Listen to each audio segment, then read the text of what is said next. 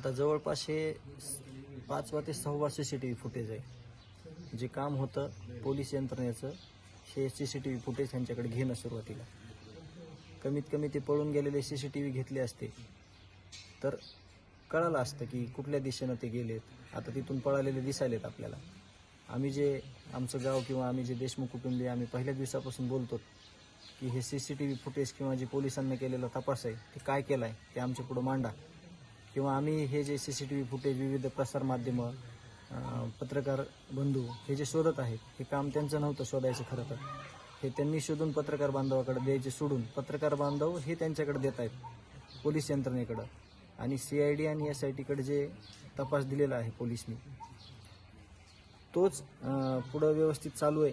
त्याच्याबद्दल ते चांगलं काम करतायत. पण जो मुळात पहिल्या 4-5 दिवसाचा जो तपास आहे सगळा तो कुठल्या पद्धतीनं गेलेला आहे त्यांच्याकडे CIDकडं ह्याच्यावर खूप मोठी शंका आहे. पहिल्या दिवसापासून आम्ही म्हणतो की त्यांनी तपास काय दिला आहे. जर समोरून आरोपी पळताना दिसत आहेत तर पोलिसला ते शोधणार नाही तर कोण शोधणार त्या लोकांना.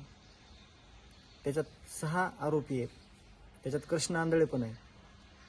हे गांभीर्याने घ्यायची गरज असताना फक्त आंदोलन आपलं कसं मोडखळीस काढायचं, न्याय मागणारं आंदोलन तिथून कसे उठतो, अंत्यविधी कसे करतो त्यावर जास्त भर दिला पोलीस प्रशासनानं. आणि हे आरोपी त्यांच्या तावडीतून सुटून गेले म्हणण्यापेक्षा मागून पुढून पोलीस आहेत तर पुढं पोलीस असणाराची टीप कोणी दिली आरोपीला ह्याचं पण प्रत्युत्तर पाहिजे. त्यांचे मोबाईलची कॉल डिटेल काढा, त्याच्यात 100% कळालेलं असेल की पुढं पोलीस आहेत. मग कुठल्या पोलिसनंच कॉल केला असेल ना की पुढं पोलीस आहेत म्हणून. हे सगळं शंकेच्या भोवऱ्यात आहे. ह्याचा रिइन्व्हेस्टिगेशन करण्याची सुद्धा मागणी करण्याचा आम्ही विचार करत आहोत की नेमकं त्या 4-5 दिवसात 6 दिवसात काय काय प्रकार घडले. त्याचाच प्रकार आहे ना हा. ज्या ते त्यावेळेसच त्यांना जेरबंद केलं असतं, पकडलं असतं, मुसक्या आवळल्या असत्या तर ही त्यांना पण मर्मावर त्यांच्या बोट ठेवायची जनतेला वेळ नसती आली.